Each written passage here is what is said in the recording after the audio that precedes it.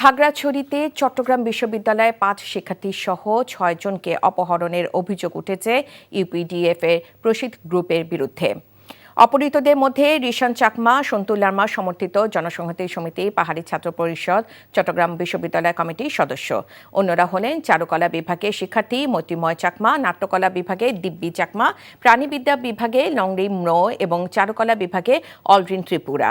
এরা সবাই বিশ্ববিদ্যালয়ে 2023-24 শিক্ষাবর্ষের শিক্ষার্থী। এ ঘটনায় ইউপিডিএফ এর প্রসিদ্ধ গ্রুপকে দায়ী করেছেন পার্বত্য চট্টগ্রাম জনসংহতি সমিতি সমর্থিত পাহাড়ি ছাত্র পরিষদের কেন্দ্রীয় সভাপতি নিপুণ ত্রিপুরা।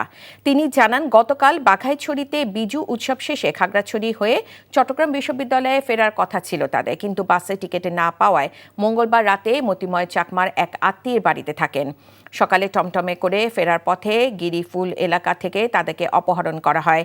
এ সময় শিক্ষার্থীদের বহনকারী টমটমে চালককেও অপহরণ করা হয়। তবে ঘটনার সাথে জড়িত থাকার অভিযোগ অস্বীকার করেছেন ইউপিডিএফ এর জেলা সংগঠক অঙ্গ মার্মা।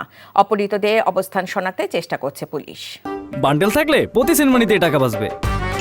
বিকাশ সেনমানি বান্ডেল কিনে জিতুন প্রতি লেনদেনে।